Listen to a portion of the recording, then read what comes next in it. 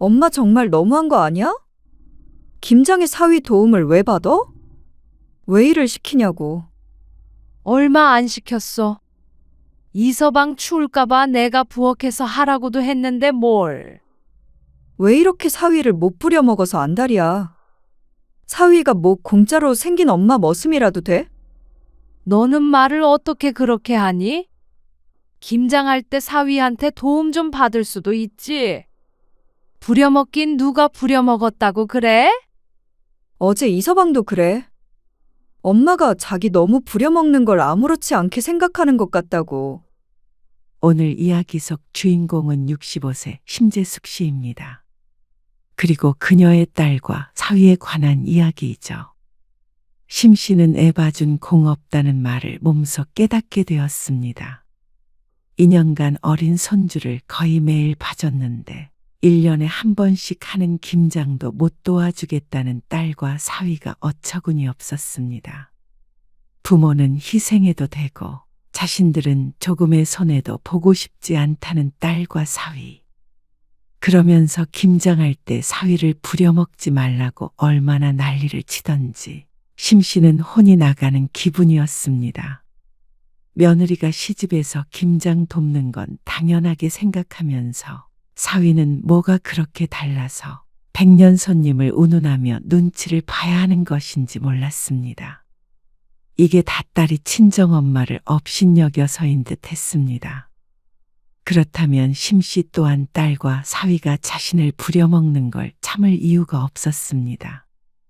심 씨가 없으면 당장에 손주를 봐줄 사람이 없을 텐데 무슨 배짱으로 심 씨를 이렇게 서운하게 하는 것인지 몰랐습니다. 손주를 돌봐주는 걸 끊은 뒤에야 후회할 테죠.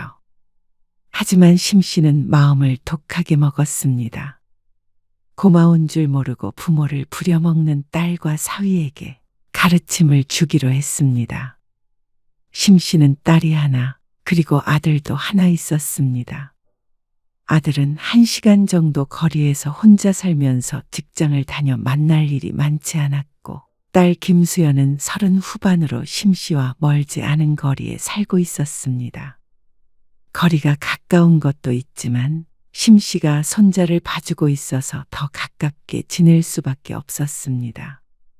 엄마, 홍제 좀 봐줄 수 있어? 어린이집 끝나고 몇 시간만 데리고 있어주면 되는데. 어느 날 딸이 심 씨에게 부탁을 해왔습니다. 손자가 어렸을 때는 딸이 휴직을 해서 키웠는데 돌이 지나면서 어린이집에 보냈고 딸은 복직했습니다. 안사도는 워낙 멀리 살아서 애초에 부탁할 수도 없었고 사람을 알아본다고 하더니 그게 잘 안 된 모양이었습니다. 나도 봐주고 싶은데 어떻게 그러냐. 이 나이에 손주 봐줬다가는 허리 부러져. 손자를 봐달라고 하니 난감했습니다. 그리고 아르바이트를 하고 있기도 해서 곤란했습니다. 그리고 엄마 오후에 일하고 있는 거 알잖아. 식당에서 일하면서 소소하게 용돈벌이를 하고 있었는데 그것 때문에라도 안 됐습니다. 그런데 딸이 애를 돌봐주면 돌봄비를 주겠다길래 솔깃했죠. 얼마 줄 건데? 100만 원 정도 줘도 돼. 3시 반부터 7시까지만 봐주면 되는데 주중에만. 100만 원으로 무슨 애를 보라는 거야? 그럴 거면 그냥 식당 다니는 게 낫지. 식당도 저녁에만 일했는데 120만 원을 받고 있었습니다. 그러니까 심 씨가 손해보는 것이었죠. 그래도 애 밥 먹이거나 씻길 필요도 없고 그냥 7시까지 데리고만 있어주면 되는데 식당 일보다는 쉽지 않을까? 애를 어떻게 데리고만 있어? 칭얼거리면 안아줘야 되고 놀아줘야 되고 그런데 150만 원은 줘야지.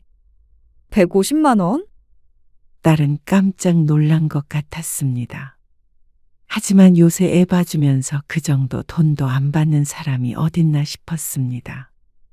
남이었다면 절대 듣지 않을 부탁이었죠. 그러면 150만 원 드릴게요. 딸은 고민하는 듯 하더니 한숨 섞인 대답을 내뱉었습니다. 심 씨는 그렇다면 딸의 제안이 나쁘지 않다고 생각했습니다. 어쨌거나 딸의 말처럼 식당 일보다는 훨씬 편할 테니 말이죠. 손자도 보고 돈도 버니까 나은 선택인 것 같았죠. 결국 그때부터 심 씨는 오후마다 딸의 집으로 출퇴근했습니다. 다행히 야근이 잦은 직장은 아니라서 6시 반에서 7시 사이에는 딸이 꼬박꼬박 집에 왔습니다. 오늘 별일 없었어? 별일이 있을 게 뭐가 있어. 그냥 어린이집 다녀와서 거실에서 놀았지. 찬장에 있던 간식 꺼내서 줬고. 이서방 언제 와? 한 30분 정도면 오지 않을까? 그러면 이서방한테 태워달라고 해야겠다. 사위가 늦으면 버스 타고 집에 가곤 했는데 일찍 온다니 다행이었습니다. 몸이 힘든데 집까지 버스 타고 싶지 않았습니다. 사위가 태워주면 10분 안에 도착하니까 그 편이 나을 것 같았습니다. 손자는 얌전한 편이라 손은 많이 가지 않았지만 그렇다고 애를 보는 게 쉬운 일은 아니었습니다. 조금씩 걷게 되자 소파에 누워 있다가도 금방 가서 붙들어야 했으니 말이죠. 저녁 먹고 가요. 아니야. 요새 소화 안 돼서 집에서 그냥 누룽지 끓여 먹을 거야. 저녁에 종종 딸 집에서 밥을 먹고 가기도 했는데 오늘은 집에 빨리 가서 쉬고 싶었습니다. 딸의 말처럼 30분 정도 지나자 사위가 도착했습니다. 나 좀 집에 데려다 줘. 아, 네. 장모님, 사위는 가방을 두더니 다시 신발을 신었습니다. 사위의 차를 타고 도심을 살짝 벗어나자 한산한 동네가 나왔습니다. 심 씨는 마당에 있는 아담한 단독주택에 살고 있었습니다. 아, 이서방. 잠깐 들어와서 뭐 좀 해줘. 네. 사위가 차에서 내려서 심 씨를 따라 들어왔습니다. 이거 옷장 좀 옆으로 치워봐. 천장에서 물이 샌 것 같은데 주말에 사람 오기로 했거든. 근데 가구를 싹 치워놔야 한다네. 자기들이 그건 안 한대. 안 네. 잠시만요. 역시 사위가 가까이 사니까 좋긴 했습니다.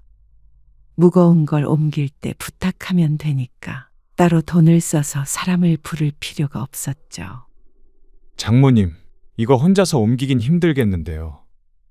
그럼 어떡해? 내가 옮길 수도 없고. 그러자 사위가 한숨을 쉬면서 또다시 장롱과 씨름을 했습니다. 이불 같은 건 미리 빼놓긴 했는데 그래도 무겁긴 할 것 같았습니다. 장모님, 이것도 옮겨요? 그쪽 벽에 붙은 거는 싹 빼놔. 하필이면 가구가 쭉 붙어 있는 쪽이라 사위는 금방 땀범벅이 됐습니다. 이럴 줄 알았으면 옷 갈아입고 오라고 하는 건데. 양복을 입고 있어서 더 그런 것 같았습니다. 저 가볼게요. 가구를 전부 빼놓고 사위가 지친 기색으로 말을 했습니다. 이거 갖고 가. 수고했으니까. 심 씨가 식탁 위에 놓여있던 음료수 상자를 사위에게 건넸습니다. 그러자 사위가 그걸 빤히 내려다봤습니다. 유통기한 지난 거 아니야. 지난번에 나 입원했을 때 그때 옆집 아줌마가 사온 거야. 새거. 네. 잘 먹겠습니다. 아, 그리고 다음 주에 김장하니까 좀 와. 알겠지? 그러자 사위가 네하고 조용히 대답하고 집을 떠났습니다. 심 씨가 애를 봐준 뒤로는 김장 때마다 딸과 사위를 불러서 같이 했습니다. 동네 사람들 몇몇과 함께 하니까 배추 양이 장난이 아니었는데 힘쓸 사람이 필요해서 오히려 딸은 안 와도 사위는 와야 할 정도였습니다. 다들 참 착한 사위를 뒀다면서 칭찬을 하는 것도 기분이 좋았고 말이죠. 엄마, 사위는 백년 손님이라고 일 잘 안 시키지 않아? 다음 주에 김장에 딸이 와서 말했습니다. 서린 배추가 잔뜩 든 고무 대야를 옮기고 있는 사위를 보니까 안쓰러운 모양이었습니다. 너도 명절에 시집가서 차례상 차리고 하잖아. 김장 때도 가고. 너는 젊은 애가 남녀 평등을 몰라? 우리 차례상 다 사서 지내고 김장은 딱 한 번 갔어.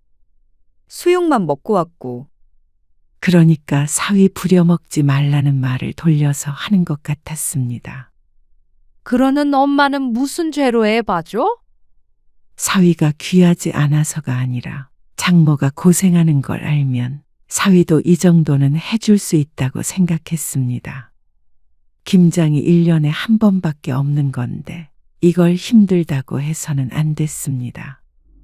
아이 얘기가 나오자 딸은 입을 다물었습니다. 그러던 어느 날이었습니다. 이서방, 이번 주 주말에 토요일에 말이야. 잠깐 시간 좀 내줘.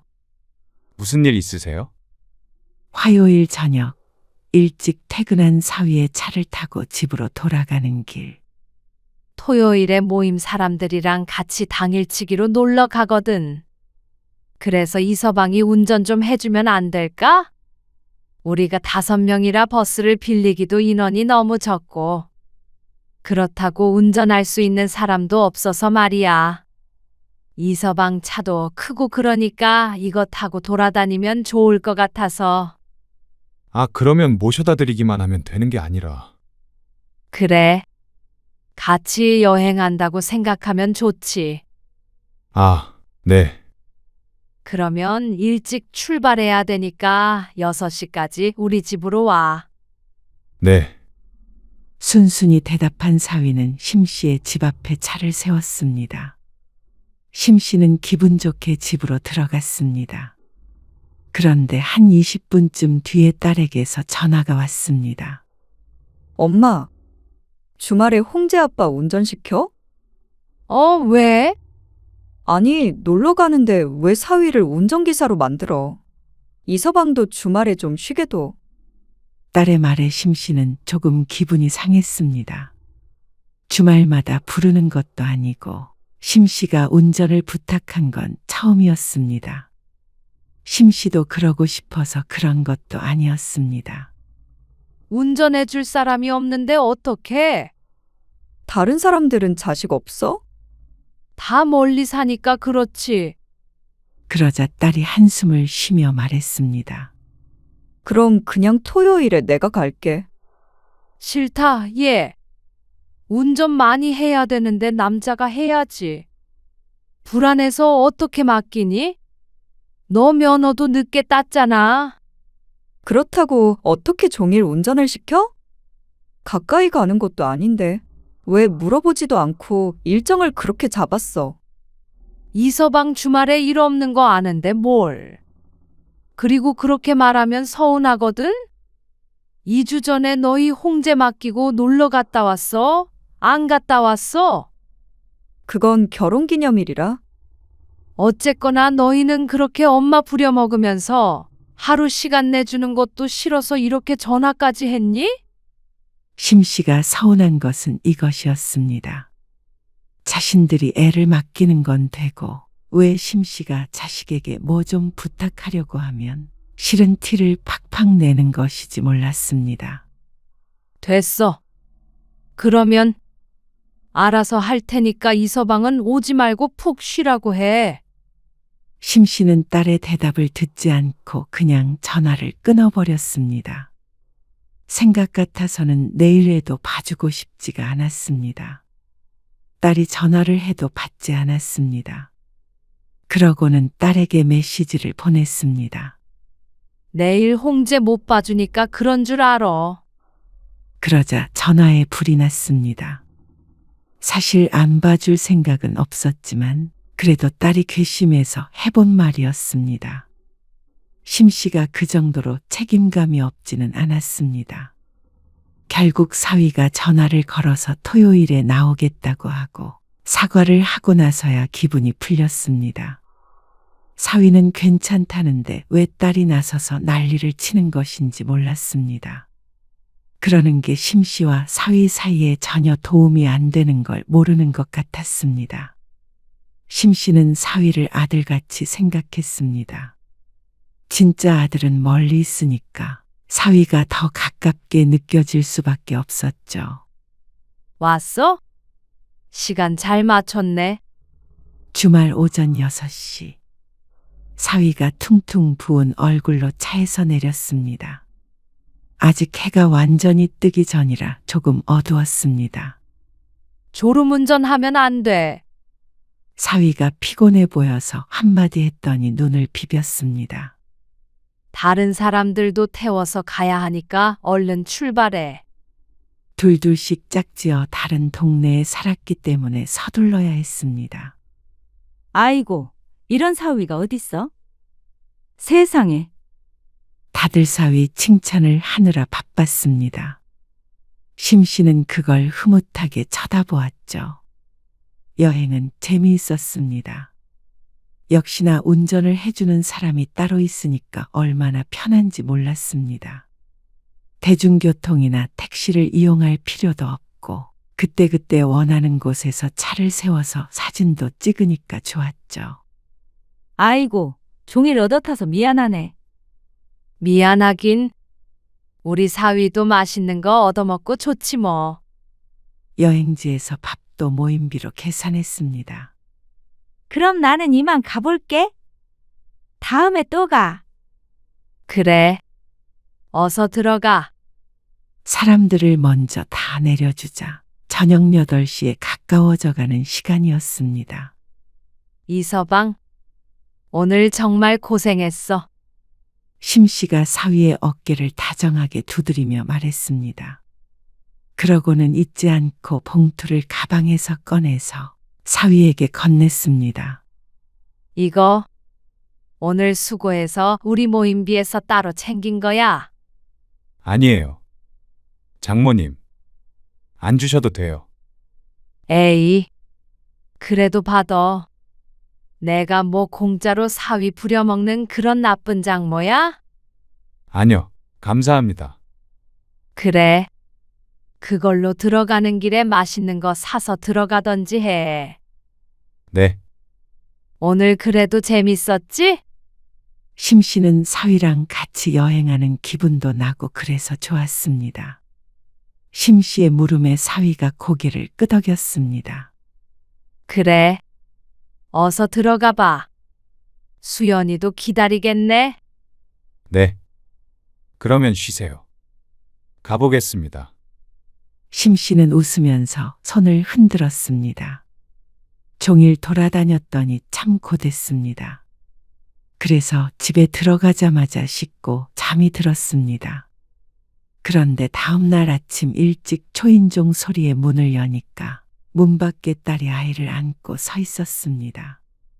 어쩐 일이야? 너 또 애 맡기려고 그러는 거 아니지? 엄마 오늘은 힘들어서 못 봐줘. 어제 하도 돌아다녔더니 다리가 내 다리가 아닌 것 같다.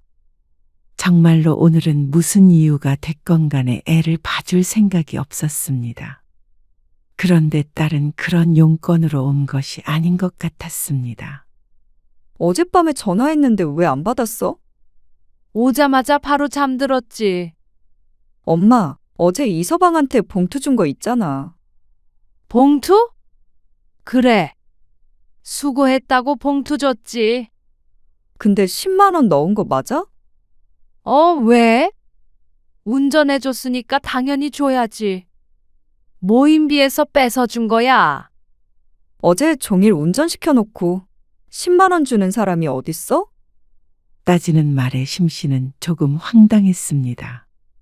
밥도 주고 그 정도면 적은 돈이라고 생각되지는 않았습니다. 20만 원은 너무 많은 것 같고 15만 원은 금액이 조금 이상한 것 같아서 모임 사람들과 상의해서 준 돈이었습니다. 기름값도 따로 안 줬잖아. 그런데 10만 원만 주면 어떡해? 심 씨가 눈을 동그랗게 떴습니다. 기름값이 얼마인지는 모르겠지만 생각해 보니까 그 부분은 생각하지 못하긴 한 것 같았습니다. 한 3만 원 더 주면 돼? 기름값 하라고. 그렇게 돌아다녔는데 기름값이 3만 원밖에 안 나왔겠어? 10만 원이면 기름값밖에 안 돼. 기름값이 무슨 그렇게 비싸? 딸의 말에 심씨는 무척 황당했습니다.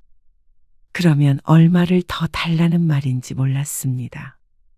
그러면 10만 원 더 달란 소리야? 그러자 딸이 한숨을 쉬었습니다. 내가 지금 돈 달라고 찾아온 게 아니라 엄마 그렇게 사위 부려먹고 그러지 마. 내가 이서방 보기 미안해서 죽겠어. 봉투에 10만 원 들어있는 거 보고 무슨 생각을 했겠어? 내가 민망해서 혼났다고. 이서방이 돈 적다고 뭐라고 해? 아니, 안 하지. 근데 왜 네가 난리야?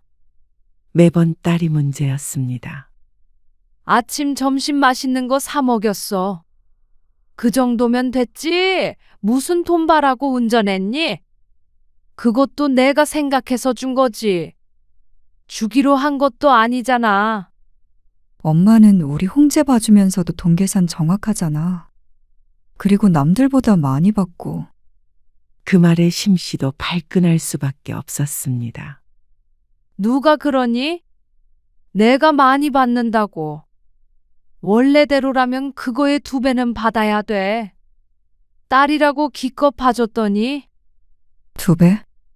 그럼 오후에만 몇 시간 보고 300 받아간다는 소리야? 그게 말이 돼? 왜 이렇게 말끝마다 빈정을 상하게 하는지 몰랐습니다. 말이 그렇다는 거지. 진짜로 300만 원을 달라고 한 것도 아니었는데 말이죠. 너 이러면서 무슨 돈 받으러 온 게 아니야? 심씨는 가방을 뒤져서 지갑을 꺼냈습니다. 거기에서 5만 원짜리 2장을 꺼내서 딸에게 쥐어줬습니다. 자, 이제 됐지? 기름값 해. 내가 살다 자식이 부모 위해 운전 좀 해줬다고 돈 받아간다는 소리는 처음 들어본다. 그것도 20만 원씩이나. 그런데 딸은 한숨을 쉬었습니다. 그런 말이 아니잖아. 그런 말이 아니긴. 돈 때문에 이 아침부터 애까지 데리고 이렇게 온 거 아니야? 아니야. 이서방 피곤해하는 것 같아서 홍제랑 키즈카페 가려고 나온 거야. 나온 김에 들른 거고. 것 봐. 이서방 피곤해한다고 눈치 주는 거잖아. 아니, 됐어. 갈게. 딸은 더 이상 대화할 가치도 없다는 듯이 고개를 절레절레 흔들었습니다. 그러니까 심씨도 기분이 상할 대로 상해서 대꾸도 안 했습니다. 평소 같았으면 손자한테 아는 척이라도 할 텐데 쳐다도 안 봤죠. 딸이 돌아가고 나서도 화가 나서 사위에게 전화를 걸었습니다. 네. 장모님. 자고 있었는지 사위가 잠긴 목소리로 전화를 받았습니다. 이서방 생각엔 10만 원이 부족해? 심씨가 다짜고짜 묻자 사위가 당황해했습니다. 아니요. 챙겨주셔서 감사합니다. 역시나 딸이 지 혼자 생각하고 지 혼자 엄마가 못마땅해서 찾아온 것 같았습니다. 내가 무서워서 사위한테 부탁도 못하겠어. 아니에요. 장모님. 홍제 엄마가 뭐라고 했어요? 참나. 내가 이서방 부려먹는다고. 그러지 말라잖아. 기름값도 안 줬다고. 심씨는 사위에게 하소연을 했습니다. 사위는 심씨를 위로하며 말했습니다. 홍제 엄마가 진심으로 한 말은 아닐 거예요. 죄송해요. 얄미운 딸보다는 그래도 사위가 낫다 싶었습니다. 나도 힘들지 않아서 홍제 봐주는 거 아니잖아. 근데 가족이니까, 내 자식이니까 서로 희생하는 부분이 있어도 어쩔 수 없었던 거지. 네. 알죠. 그때는 그렇게 안 된다는 거 억지로 부탁하더니 내가 뭐 좀 해달라고 할 때마다 이렇게 쫓아와가지고 뭐라고 하니까 내가 속상해 안 속상해? 속상하시겠죠. 죄송해요. 운전하는 거 안 힘들었어요. 그래. 내가 이서방 아들처럼 생각하는 거 알지? 네. 그럼요. 사위와 통화를 마치자 그래도 조금 마음이 풀어졌습니다. 딸은 그날 이후로 사위와 무슨 얘기를 했는지, 심씨가 사위를 불러 문짝을 고쳤을 때도, 텔레비전이 고장나서 내다버릴 때에도 딸은 별말을 하지 않았습니다. 너 감기 걸렸어? 딸이 먼저 퇴근해서 저녁을 차리고 있었습니다. 오늘은 저녁을 먹고 가려고 소파에 앉아서 밥이 다 될 때까지 텔레비전을 보고 있었습니다. 그런데 부엌에서 자꾸만 기침 소리가 났습니다. 으슬으슬한 것 같더니 감기 기운이 있나 봐. 찌개에 침 안 튀게 해. 나이 들면 감기만 걸려도 온몸이 아파. 알았어요. 아참. 다음 주에 김장할 거야. 그러자 딸이 부엌에서 나와 봤습니다. 김장? 해야지, 우리도. 토요일 새벽에 와. 오래 절여야 되니까. 알겠어요. 올해는 더 많이 할 거야. 원래 많이 했잖아. 식구도 얼마 없는데 왜 자꾸 늘려? 네 이모도 보내달라고 그러고 동네 사람들도 좀 나눠주고 해야지. 그러자 딸이 한숨을 쉬었습니다. 그냥 각자 먹을 거 자기가 하면 안 돼? 너는 애가 왜 이렇게 정이 없어? 원래 김장은 다 같이 하고 다 나눠 먹고 하는 거야. 그런데 딸의 감기가 심상치 않아 보인다고 생각했는데 그 다음 주에 탈이 났습니다. 우리 다 감기 걸려서 고생 중이야. 얘 그래도 김장에는 와야 해. 홍재도 아파서 오늘 오전에 병원 다녀왔어. 목요일에 받은 전화였습니다. 이서방은? 이서방도 훌쩍거려. 걱정이었습니다. 이러다가 김장에 못 온다고 하면 지장이 컸습니다. 약 부지런히 먹어. 토요일에는 꼭 와야 하니까. 알았어. 그런데 금요일 밤 결국 딸에게서 못 올 것 같다는 말을 들었습니다. 건강관리를 좀 잘하지. 왜 하필이면 김장하는 날에 이러는지 몰랐습니다. 김장하기 싫어서 꾀병이라도 부리나 싶었습니다. 너는 못 와도 이서방은 와야 해. 이서방도 몸 안 좋대. 심한 거 아니면 웬만하면 오라고 해. 그 고무통이랑 그런 걸 어떻게 여자들끼리 옮겨? 지훈이 오라고 하면 안 돼? 그러면 일찍 말했어야지. 어떻게 당장 내일 아침에 오라고 해? 가깝지도 않은데. 동네에 다른 아저씨들 없어. 옆집과 건너집 여자와 함께 김장을 하기로 했는데 옆집은 과부였고 건너집은 심씨가 더 힘이 좋을 정도로 남작이 비실비실했습니다. 결국 사위가 꼭 필요했습니다. 몇 포기 할 게 아니고 지난번보다도 50포기나 더 담글 예정이었으니 말이죠. 알았어. 딸이 작은 목소리로 중얼거렸습니다. 그리고 다음 날 아침 일찍 동이 트기도 전에 사위가 집으로 왔습니다. 옷 단단히 입고 해. 따뜻하게. 김장을 마당에서 할 것이기 때문에 심씨는 두꺼운 외투를 하나 꺼내서 사위에게 건넸습니다. 몸도 안 좋다고 하니까 걱정이 되었습니다. 일단 이것 좀 저쪽으로 옮겨봐. 배추를 절일 큰 통들이 몇 개가 있었습니다.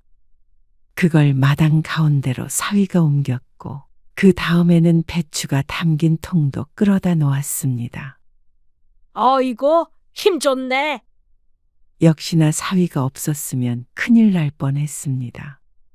그러고 나서 배추를 손질하고 절이기 시작했습니다. 사위 허리 아프겠어. 괜찮습니다. 잠깐 앉았다가 해. 구부정한 자세로 소금을 뿌리고 배추를 옮기고 하니까 힘들 만도 했습니다. 심씨는 잠시 사위를 쉬게 했습니다. 그러다가 또 일을 시작했는데 심씨도 힘들었습니다. 그래도 사위는 젊어서 팔팔해 보였습니다. 감기에 걸렸다고 하더니 역시 젊음이 좋다고 생각했죠. 아이고, 고되다. 뚜껑을 덮어서 두자 배추 절이는 것은 끝이 났습니다. 이제는 기다려야 했습니다. 밥 먹고 하자. 심씨가 대충 밥을 준비했습니다. 생선 몇 마리 구워서 누룽지에다가 다 같이 후루룩 먹었죠. 양념할 재료 손질해야 하거든. 여기 앉아서 이것 좀 썰어. 이 정도 크기로. 심씨가 부엌 바닥에 도마를 두고 사위에게 말했습니다. 바깥에 추우니까 여기서 썰어. 심씨와 다른 여자들은 부엌이 좁아서 바깥에서 일을 했습니다. 사위만 따뜻한 데서 시키네. 그걸 보고 옆집 여자가 웃으며 말했습니다. 그럼 내 사위 내가 챙기지. 이서방 그거 하고 옆에 무 있잖아. 그거 채 썰어야 되거든. 채칼로 갈어. 부지런히 해야 돼. 엄청 많으니까. 네. 사위는 묵묵히 시키는 대로 했습니다. 김장하는 양이 워낙 많다 보니까 재료 손질하는 데만도 한참이 걸렸습니다. 중간에 점심도 또 된장국 말아서 먹고 배추 뒤집고 전쟁 같았습니다. 이서방 이리 좀 와서. 내가 그만하라고 할 때까지 이것 좀 부어.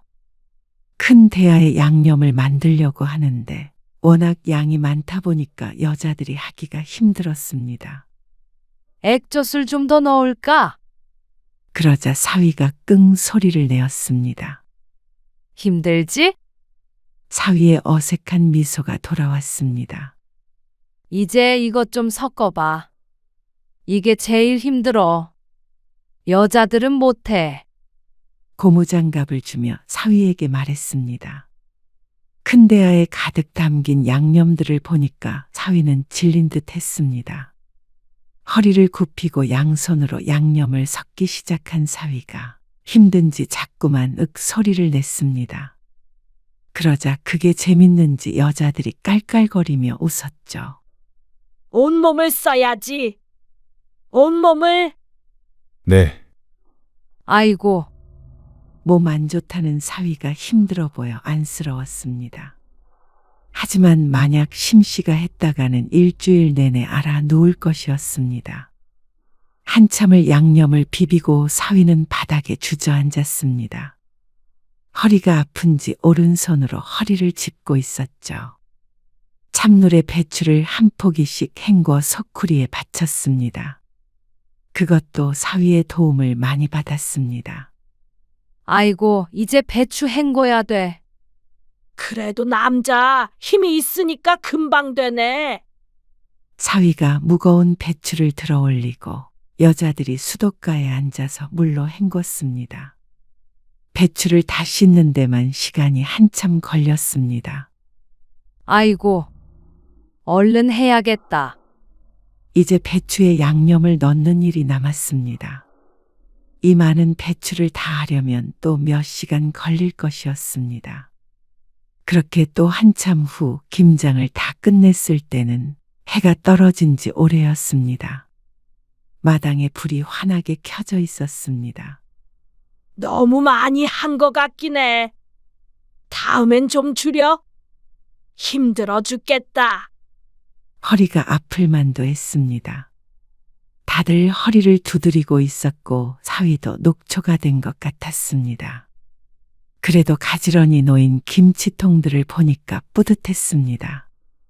이서방 마당 좀 정리해야겠다.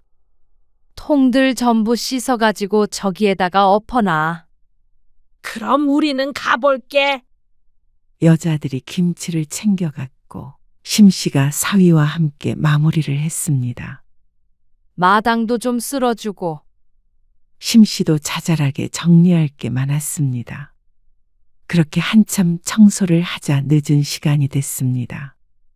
김치 몇 통 줘? 저희는 2통만 가져오라고 했어요. 그래. 먹고 또 가져가서 더 먹어.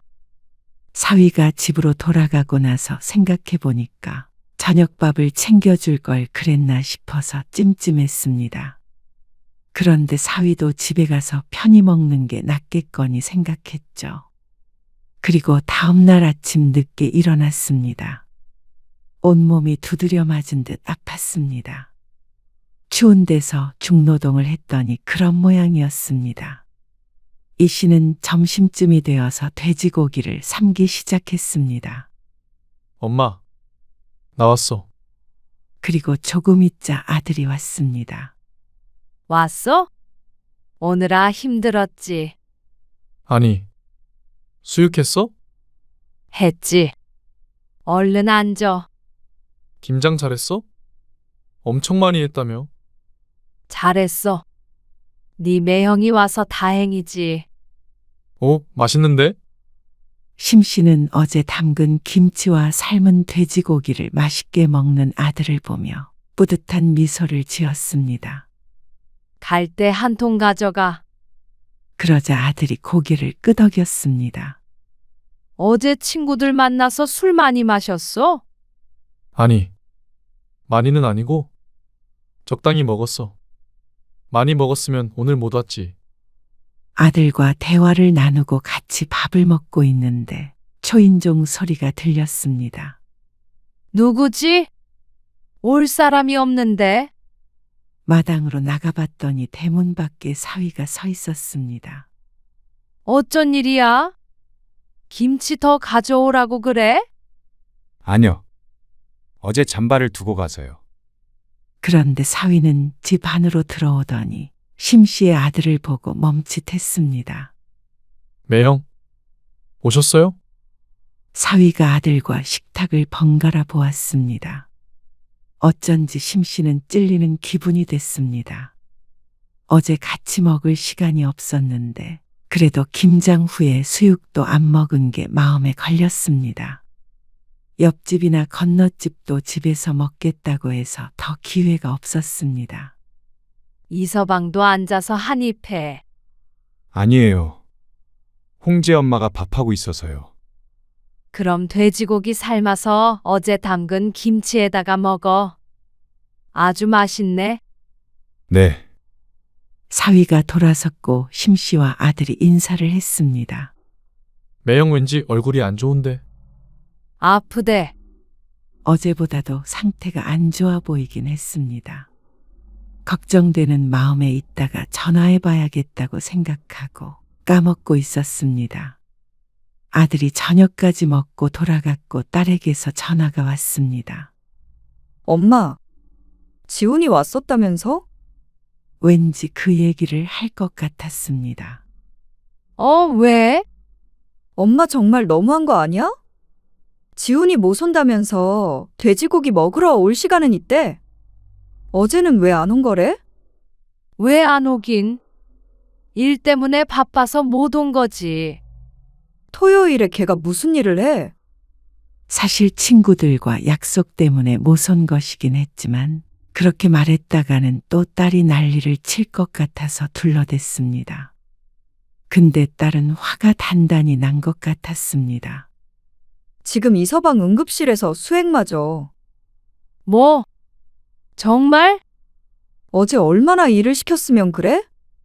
얼마 안 시켰어. 이서방 추울까봐 내가 부엌에서 하라고도 했는데 뭘. 심 씨는 다소 억울했습니다.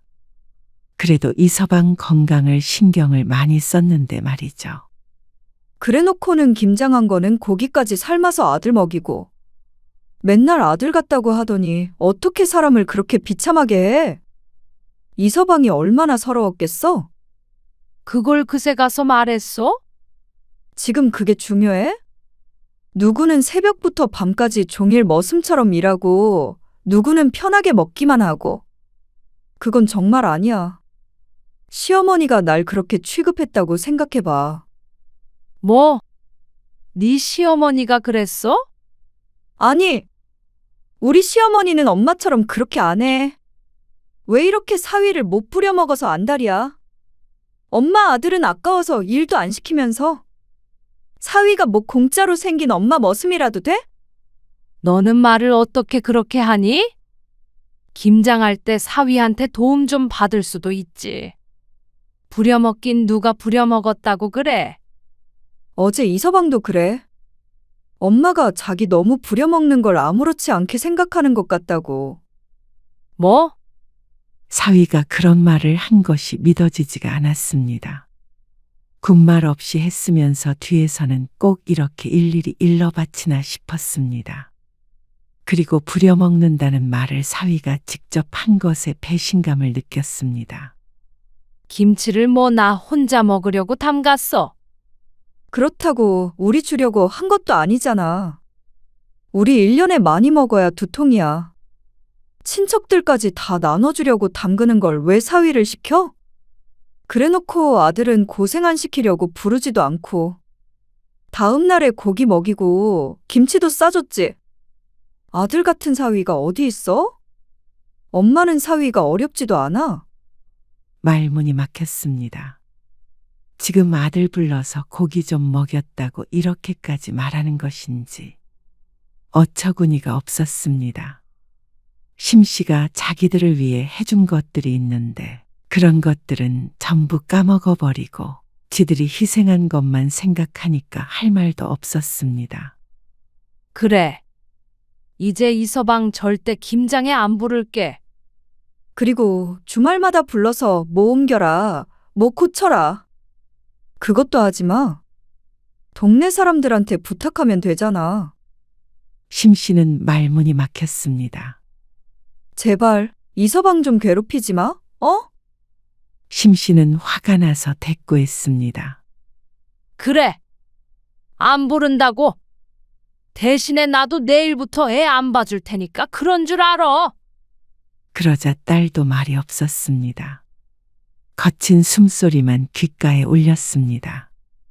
심씨가 화난 만큼 딸도 화가 난 것 같았지만 이해할 수 없었습니다. 안 그래도 아픈데 김장 때문에 응급실에 간 것 같아서 걱정이 됐었는데 사위 걱정은 안 해도 될 것 같았습니다. 지금 내가 몇 마디 했다고 애 안 봐주겠다고 협박하는 거야? 딸은 기가 막혀야 할 사람이 누군지 모르는 것 같았습니다. 그래. 알았어. 이제 오지 마. 나도 엄마한테 150만 원씩이나 줘가면서 맡길 마음 없어. 이제. 뭐? 내가 그때도 말했지. 2배는 더 줘야 된다고. 어린애 돌보는 게 얼마나 힘든지 몰라서 그래. 그러니까 서로 피해자라고 생각하는 것 같으니까 안 맡기겠다고. 그래. 마음대로 해라. 심씨는 거칠게 전화를 끊었습니다. 이래서 애 봐준 공없다고 딸은 자기는 아쉬울 것 없다는 태도였습니다. 심씨는 다음 날 정말로 딸의 집으로 가지 않았습니다. 그런데 딸도 전화 한 통 없었습니다. 독한 기집애. 못 이기는 척전화 한 통이라도 했다면 심씨도 손자를 봐주러 갔을 것이었습니다. 심씨가 아니면 봐줄 사람을 당장 구하기 힘들 테니 말이죠. 그런데 어떻게 해결했는지는 모르겠지만 이제 정말로 심씨에게 애를 안 맡길 모양이었습니다. 그날 이후로 심씨는 할 일이 없어졌습니다. 그리고 일주일 정도 지나자 조금 걱정되는 것도 있었습니다. 딸에게 받는 150만 원이 심씨의 생활비였는데 그게 당장 다음 달부터 끊긴다면 심씨도 다시 아르바이트를 찾아봐야 할 것 같았습니다. 젊을 때는 그래도 벌어야 노후에 덜 까먹으면서 살 수 있으니 말이죠. 그렇게 생각하니까 딸이 더 괘씸했습니다. 멀쩡히 잘 다니던 식당도 그만두게 하더니 이제 와서 갑자기 이렇게 나 몰라라 하나 싶었죠. 한 달이 지나자 심씨가 못 참고 먼저 딸에게 전화를 걸어보았습니다. 그러니까 받질 않았습니다. 답답한 마음에 사위에게 전화를 걸었습니다. 그러자 신호음이 한참 울리더니 사위가 전화를 받았습니다. 이서방. 네. 장모님, 지난번에 말이야, 김장하고 나서 병원 갔다면서? 아, 네. 아이고, 젊은 사람이 비리비리하게 하니, 내 말은. 고생했다, 이 말이지. 미안한 마음에 주저리 아무 말이나 나왔습니다. 이제 몸 좀 괜찮아? 한참 지났는데요. 뭘? 다른 게 아니고. 홍제는 어떻게 했어? 누가 봐줄 사람이 있는 거야? 아, 애엄마가 도움이 있었어요. 어이고, 금방 구했네. 어색한 침묵이 흘렀습니다. 계속 그렇게 사람 쓰려고 그래. 어떤 사람인지도 모르고 사람 쓰기 싫다고 그랬잖아. 이제 어쩔 수 없죠. 근데 잘 봐주셔서 괜찮아요. 애를 잘 봐준다는 말에 왠지 모르게 서운한 감정이 들었습니다. 엄마랑 말다툼 좀 했다고 끝까지 굽히지 않고 기어이 도우미를 고용한 딸도 야속했습니다.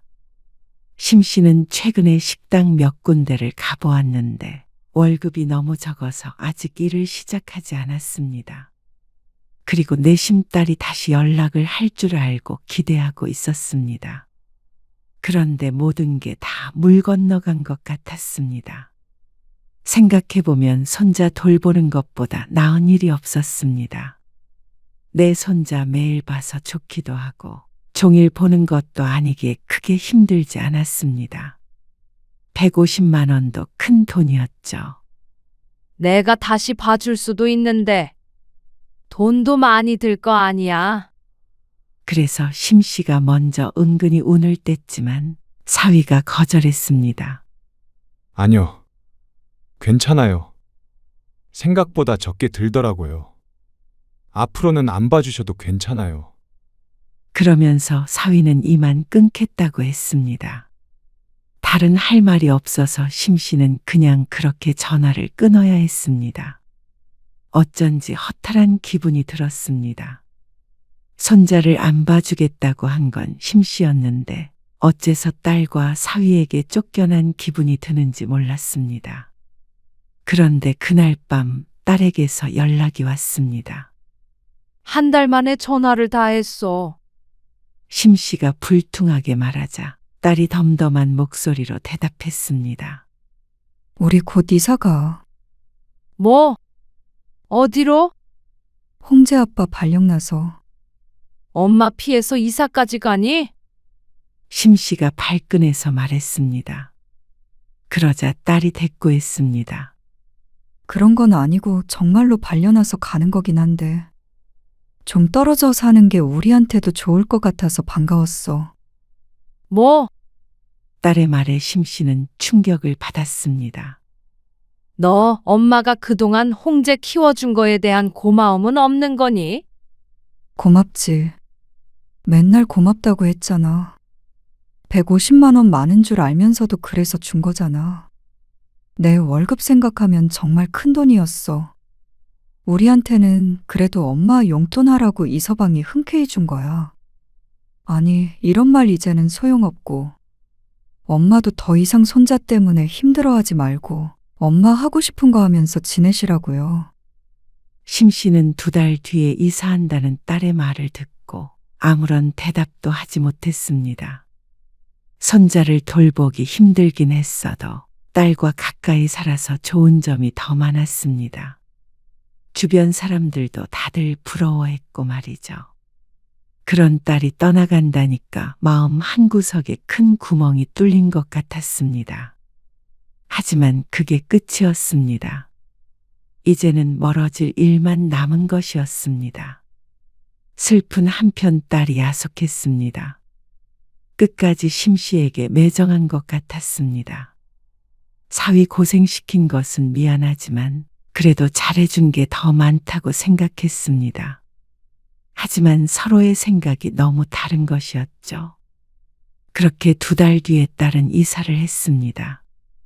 자연스럽게 그전과 같이 살 수는 없었습니다. 어쩐지 심 씨는 외로운 기분이 됐습니다. 명절 때는 오겠지만 그래도 외로웠습니다.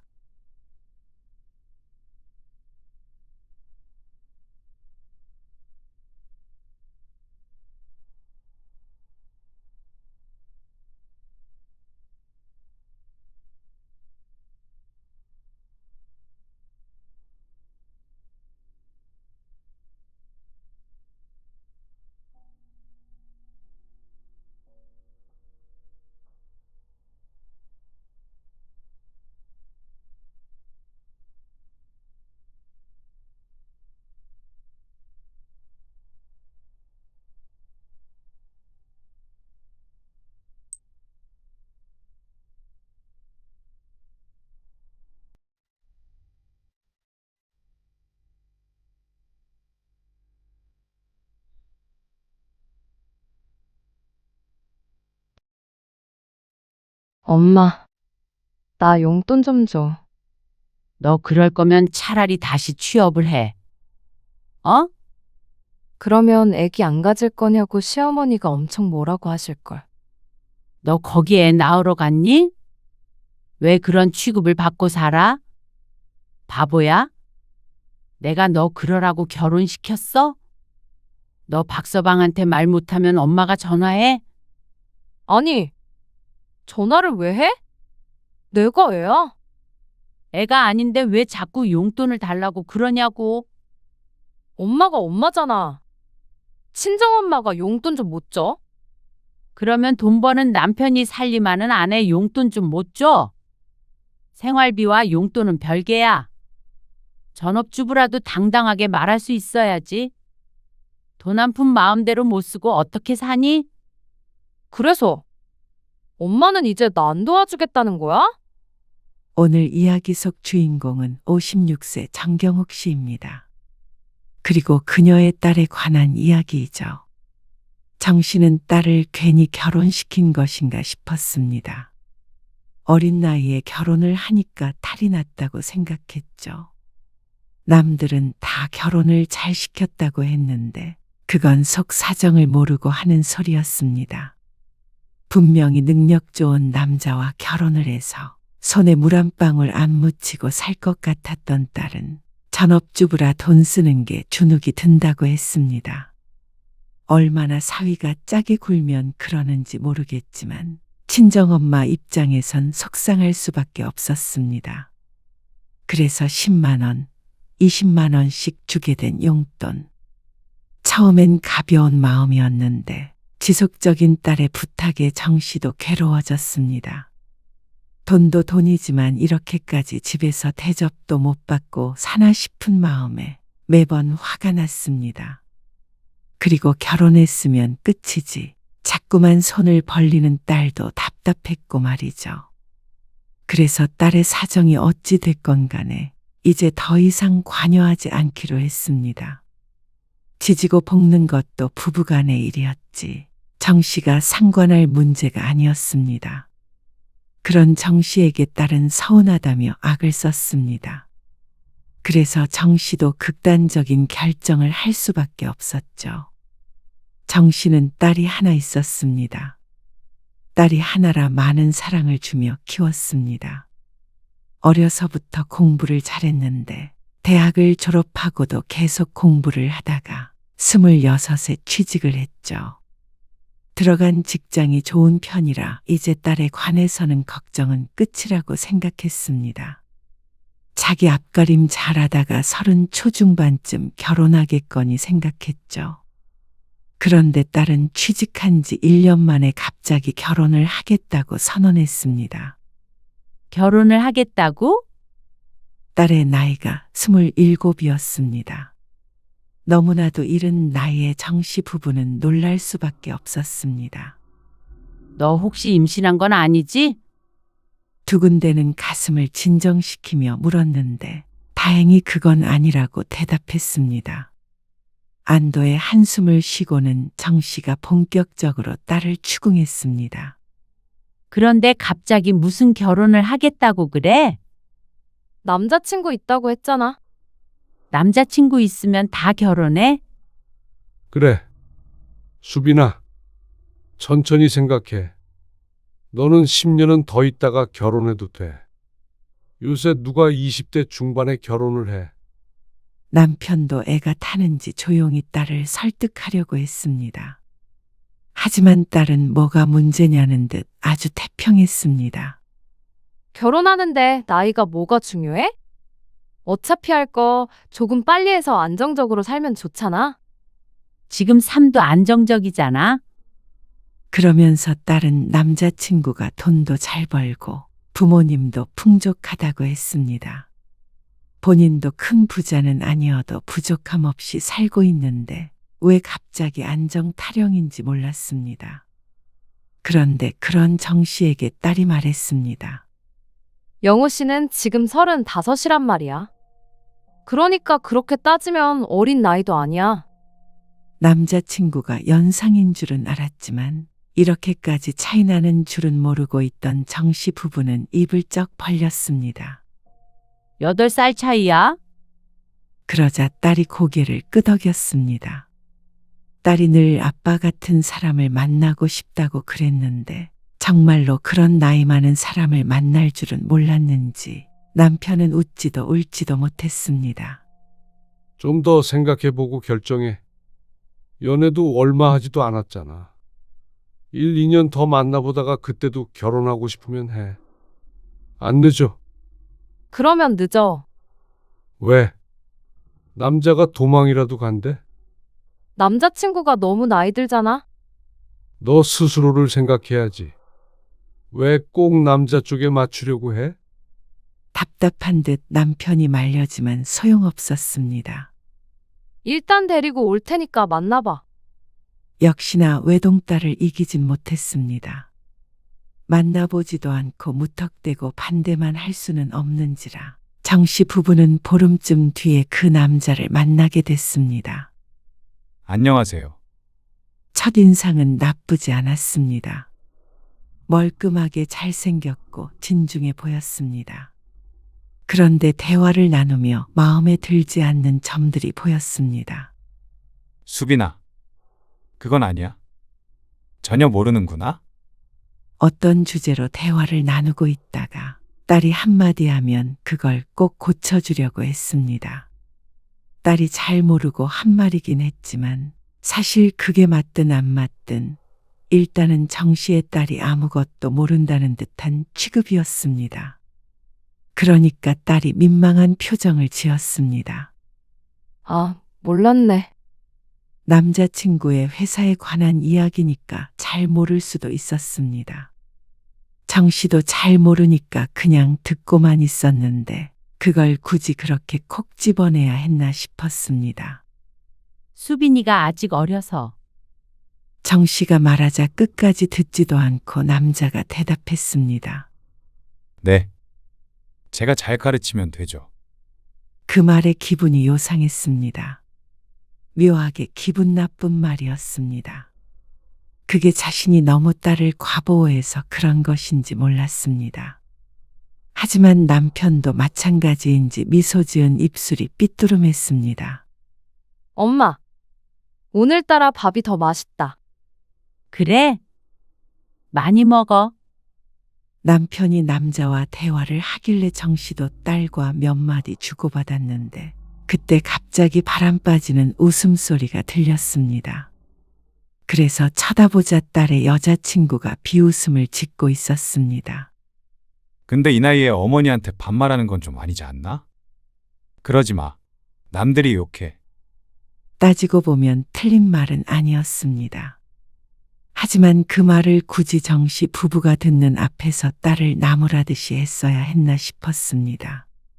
어릴 때부터 해오던 말투를 20대 중반이 되었다고 갑자기 고치는 자식이 과연 있을까 생각했습니다.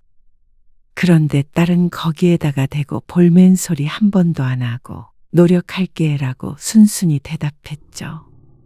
남자의 원래 성격이 그런 것인지 아니면 나이 차이가 많이 나서 그런 것인지 모르겠지만 어쩐지 딸을 동등하게 보지 않는 것 같아서 마음에 걸렸습니다. 부모가 보는 앞에서도 이러는데 둘만 있을 때는 깔보지 않을까 싶기도 했고 말이죠. 엄마, 어떤 거 같아? 그런데 딸은 그런 정씨 부부의 마음도 모르고 남자친구가 돌아간 뒤에 초롱초롱하게 눈빛을 빛내며 물었습니다. 거기다가 대고 차마 별로였다고 말은 못하고 있는데 남편이 말했습니다. 영 아닌 것 같아. 널 왜 그렇게 무시하는 거야? 무시? 아니야. 영우 씨 그런 사람 아니야. 딸은 그저 해맑아 보였습니다. 이상하다고 느낀 건 정씨 부부뿐인 듯 했습니다. 나 결혼하고 싶어. 결혼하면 손에 물 한 방울 안 묻히게 해준대. 아이고, 그 말 듣고 결혼하는 애가 어디 있니? 정말 그렇게 할 수 있어. 영호 씨 능력도 있고 나는 몸만 가면 돼. 뭘 위해서 결혼을 하고 싶은지 몰랐습니다. 그래서 반대하고 싶었습니다. 나 진짜 행복하게 잘 살게. 엄마. 아니, 잘 살게요. 하지만 남자친구를 만나고 행복하다는 딸. 앞으로도 행복하게 살겠다는 딸의 말에 정씨 부부가 질 수밖에 없었습니다. 단편적인 모습만 보고 사람을 판단할 수 없었고 딸의 안목을 믿자 싶었습니다. 딸의 고집의 결혼은 결국 하게 될 텐데 끝까지 반대해서 축하도 제대로 못해주고 보내고 싶지는 않았죠. 딸의 말대로 집도 혼수도 전부 남자 쪽에서 하겠다고 했습니다. 정말로 몸만 들어오라는 말에 정 씨는 고개를 저었습니다. 상대방이 얼마나 재력이 있는지는 모르겠지만 딸을 그런 식으로 결혼시키고 싶지 않았습니다. 괜한 자격지심이라고 한데도 할 말 없었습니다. 집은 이미 사둔 아파트가 있다길래 정신애가 혼수를 넣었습니다. 자식이라곤 딸이 하나라 그래도 신경을 많이 썼습니다. 그런데 결혼 몇 달 후 정씨는 또 속이 터졌습니다. 나 다음 달부터 회사 그만둬. 뭐? 왜? 어느 날 딸이 주말에 집에 놀러와서 말했습니다. 근데 직장을 그만둔다니 무슨 일인가 싶었습니다. 영호 씨도 그만두고 집에서 편히 쉬라고 그러고. 시댁에서도 애 키우고 하려면 직장 다니면서는 힘들지 않겠느냐고 그러셔서. 직장 다니면서 애를 왜 못 키워?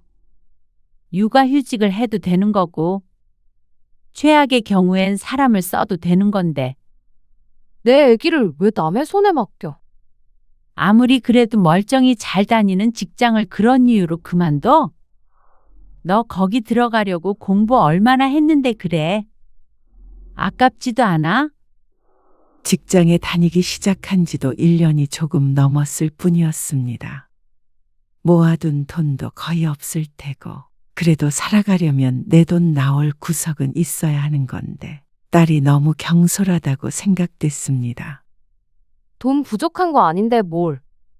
박서방 돈 잘 버니까? 그건 그거고 너도 네 커리어라는 게 있잖아. 그게 아니더라도 너도 네 용돈 정도는 벌어야 할 거 아니야? 영호 씨 있는데 굳이 나까지 일할 거 있나 싶어서 그래. 손에 물 한 방울 안 묻히게 해준다고 하니까 힘들게 나가서 일하는 게 마음이 안 좋나 봐. 그래도 직장은 다녀야지. 나도 편하게 살고 싶어. 취미생활하고 살림하고. 너 정말 그렇게 살아도 만족하겠어? 남들은 다 그렇게 살고 싶어 하는데 뭘. 딸은 아무렇지도 않은 표정으로 어깨를 으쓱했습니다. 그러면서 정 씨가 너무 심각하게 생각한다며 웃었습니다. 모든 걸 이혼한 뒤에는 어떻게 될까 하는 전제로 생각하면 안 되지.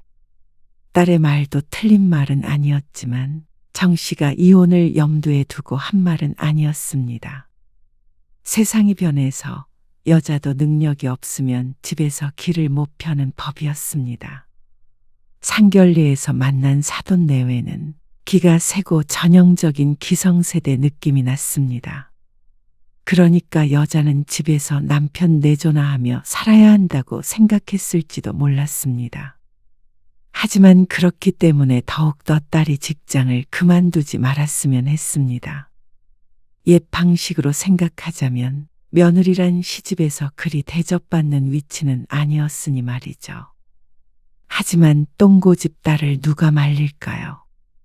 요즘엔 아무리 젊은 여자들이라도 결혼을 잘한 사람들은 전부 일을 그만두고 요가하고 커피 마시면서 시간을 보낸다고 했습니다. 그럴 수 있는 것도 복이라고 했죠. 딸이 공부도 잘했고 직장에 자부심도 있어서 그런 삶을 동경하는 줄도 몰랐습니다. 자기가 그런 삶을 살고 싶다는데 뜯어 말린다고 되질 않았습니다. 결국 딸은 다음 달에 직장을 그만뒀습니다. 그래도 직장을 그만두고 나니까 좋은 점도 있었습니다. 엄마, 이거 맛있지? 요즘 유행하는 케이크래. 딸이 평일 낮에 만나자고 연락을 해왔습니다. 웬 카페에 데려가 줬는데 모처럼 딸과 이런 시간을 보내니 좋긴 좋았죠. 요즘 잘 지내고 있는 거야? 심심하지 않아? 갑자기 일도 안 하고 집에 있으려니까? 집에만 있진 않지. 낮에는 요가도 하고 그래. 영호 씨가 등록해줘서. 그래? 그래도 시간 많을 거 아니야? 그러면 뭐. 책도 보고 그러는 거지. 집에서 TV도 보고. 난 재밌어. 그렇다면 다행이었습니다. 사실 시간이 지나고 보니까 돈이 있다면 굳이 힘들게 일하는 삶보다 여유롭게 사는 게 더 좋을 수도 있었습니다. 정 씨는 지난해까지 일하다가 그만두고 올해부터는 집에 있었는데 사회생활 한다는 게 쉬운 일이 아님을 누구보다 잘 알고 있었죠. 앞으로 자주 만나면 되겠다. 두 백수가 이렇게 만나서 맛있는 거 먹고 돌아다닐 생각에 눈을 마주치고 웃었습니다. 친구들, 자식들 얘기를 들어보면 다들 바빠서 1년에 얼굴 몇 번 볼까 말까라고 한던데 어쩌면 딸이 결혼을 잘했구나 싶기도 했죠.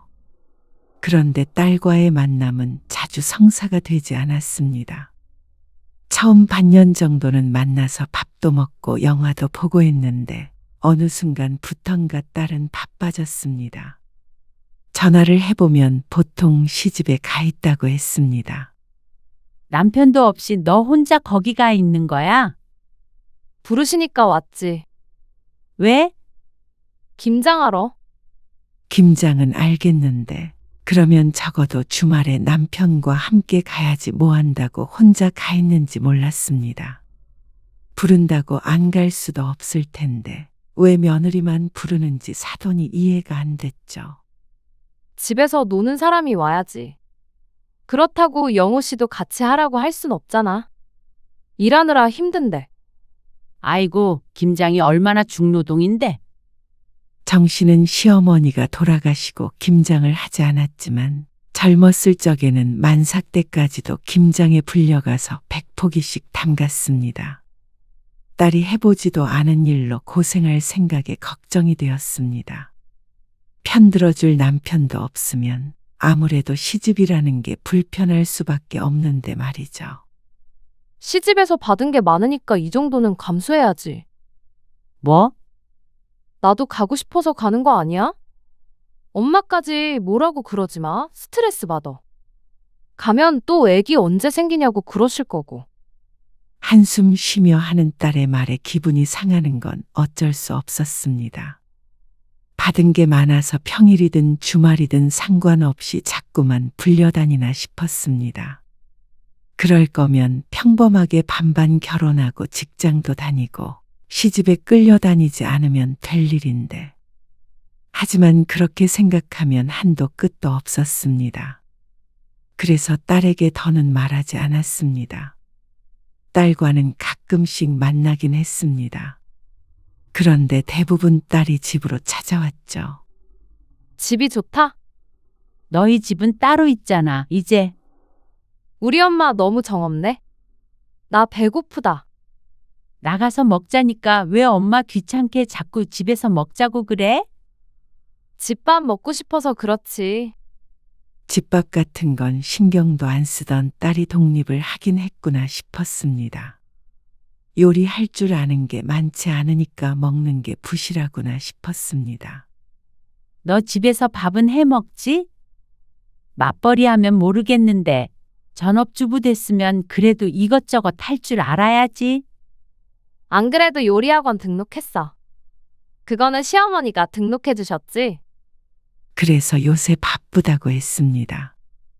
집안일 하는 것도 보통 일이 아닌데 해야 할 일이 많다며 말이죠. 그러던 어느 날이었습니다.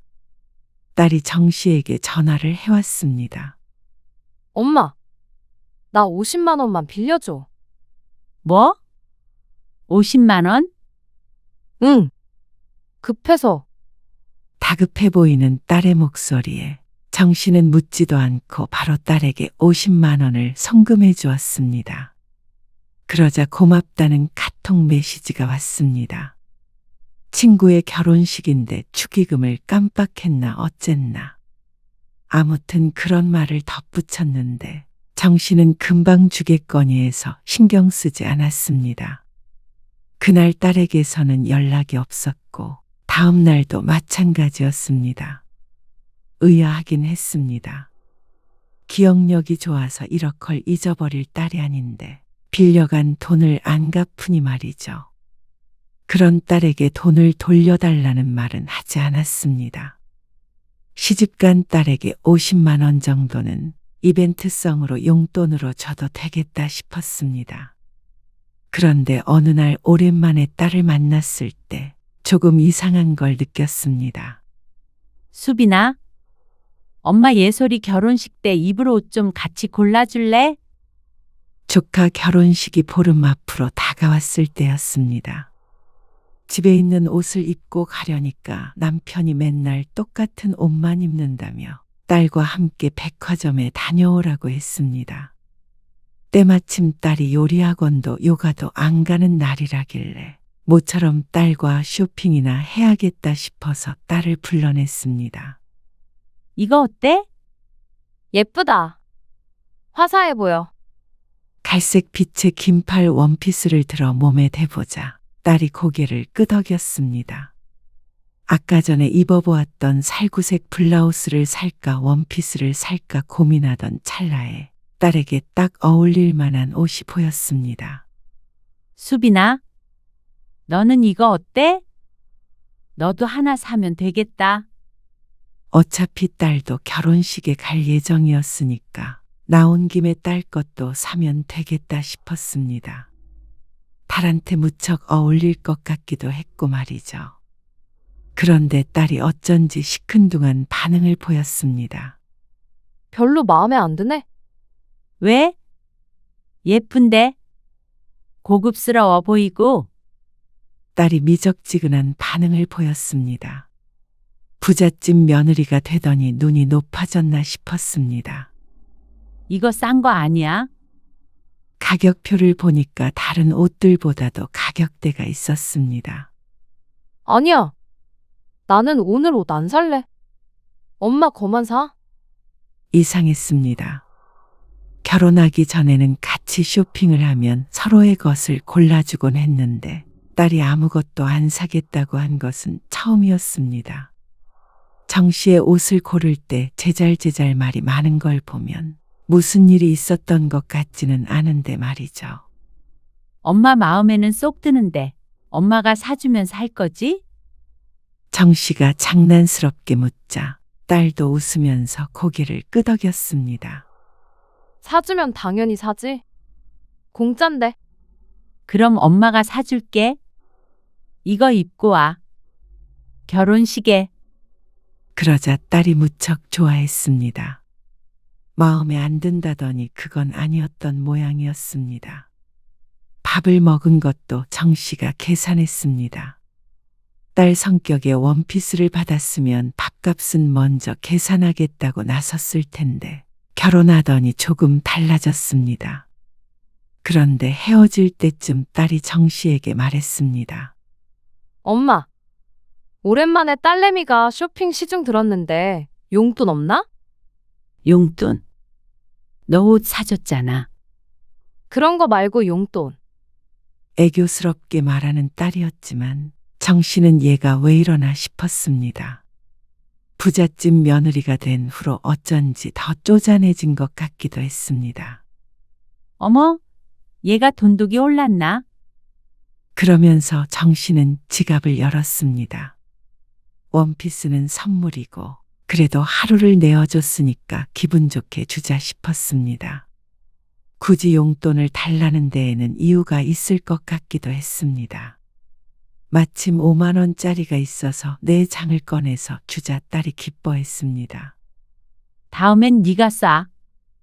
돈도 많은 게 돈 없는 엄마를 벗겨 먹으려고 그래? 그러자 딸이 미소 짓고 대답은 하지 않았죠.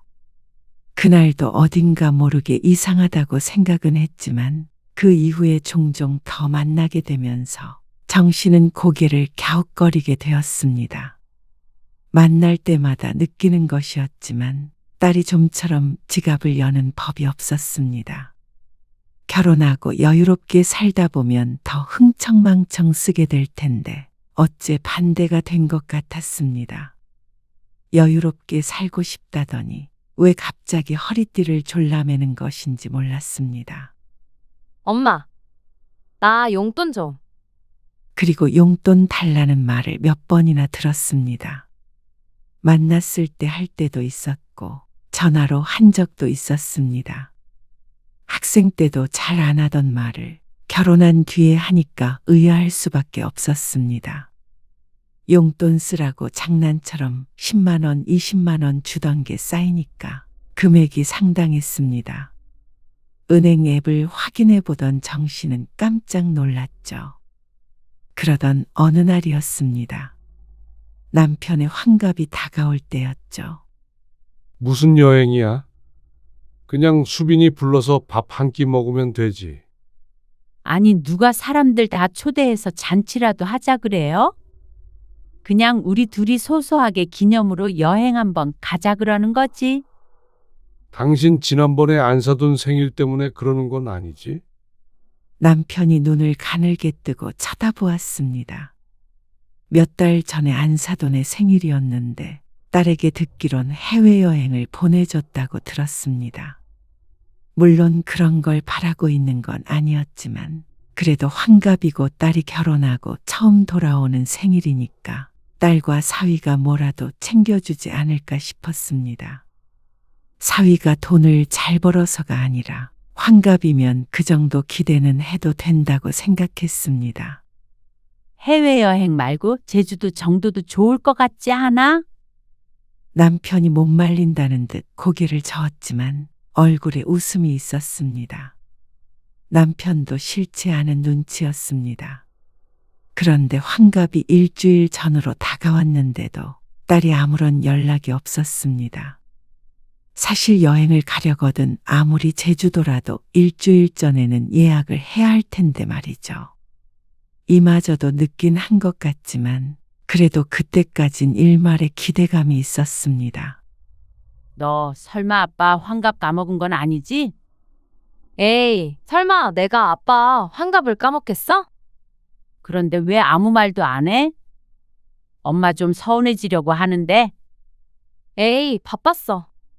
아빠 환갑 때 우리끼리 외식할까? 맛있는 데서.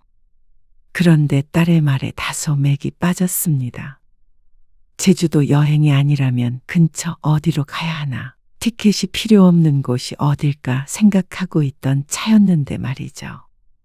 하지만 정 씨는 딸에게 여행 얘기를 꺼내진 않았습니다. 괜히 혼자만 기대하고 있었던 것이 창피하기도 했고 밥 먹자는 딸한테 여행 보내달라고 하는 것도 부담스러울 것 같아서였습니다. 혹시나 잘난 사위 만나서 괜히 장모가 욕심부린다고 흉을 볼 수도 있었고 말이죠. 그냥 보내줬다면 갔겠지만 굳이 요구하진 않았습니다. 알았어. 그러면 넷이 같이 밥 먹자. 애초에 남편도 그렇게 하길 원했었기 때문에 여행은 그냥 남편 시간 될 때 둘이 따로 가자 싶었습니다. 그런데 환갑 전날이 되었을 때 딸에게서 전화가 왔습니다. 엄마, 영호 씨는 내일 같이 못 갈 것 같아. 왜? 바쁘대? 응. 바쁜 일 있다고 그러네.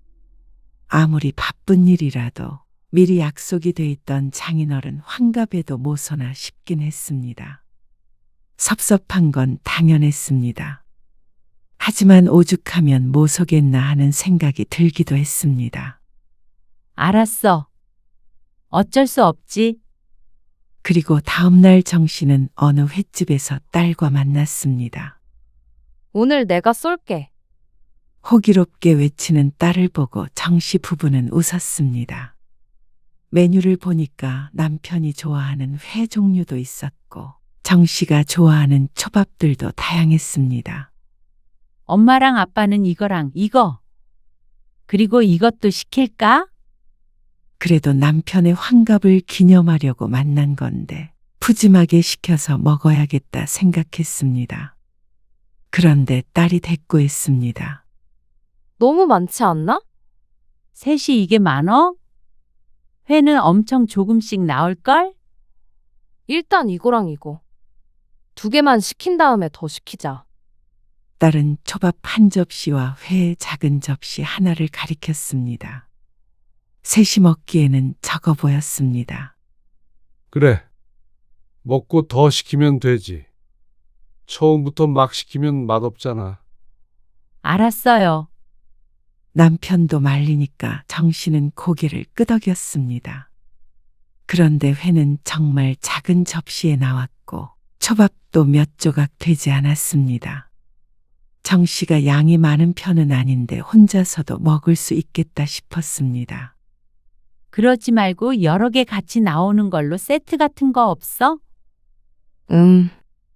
딸이 고민하는 듯 메뉴판을 보았습니다. 답답했던 정씨가 메뉴판을 손가락으로 가리켰습니다. 이게 대표 메뉴라는데. 이거 먹자. 비싸네. 딸의 중얼거림에 정씨가 눈을 크게 떴습니다. 설마 돈이 아까워서 그렇게 고민한 건가 싶었습니다. 가격이 나가는 식당이긴 했지만 그렇다고 TV에 나올 법한 그런 고급 횟집은 아니었습니다. 그리고 환갑이니까 조금 비싸더라도 부족함 없이 먹는 게 맞다고 생각했습니다. 너는 가만 보면 시집 가고 나서 더 좀 뭐랄까? 쫌생이가 된 것 같아. 그 말의 자세한 사정을 모르는 남편은 크게 웃었습니다. 그런데 딸은 아빠를 따라서 크게 웃진 못했습니다. 그 표정이 자꾸만 눈에 밟혔습니다. 평소 같았으면 아빠 환갑인데 돈 쓰기 그렇게 아깝느냐며 농담이라도 건넸겠지만 정씨는 그러지 않았습니다. 그저 마음속으로 섭섭해했습니다. 비교하고 싶지는 않지만 지난번에 안 사도는 환갑도 아니고 그냥 생일이었는데도 해외여행을 보내줬다더니 대접이 왜 이렇게 차이가 나나 싶었습니다. 이것도 시집에서 받은 게 많아서 그런 것인지, 그러면 혼수만 해줬다는 이유로 정씨 부부는 딸 부부에게 늘 이렇게 차별적인 대우를 받아야 하는 것인지 조금 억울한 기분이 들었습니다. 딸을 벗겨먹고 싶은 생각은 추호도 없었습니다. 다른 때는 정씨가 대부분 샀고 말이죠. 그런데 환갑에만큼은 좀 안 그러면 안 되나 싶었습니다.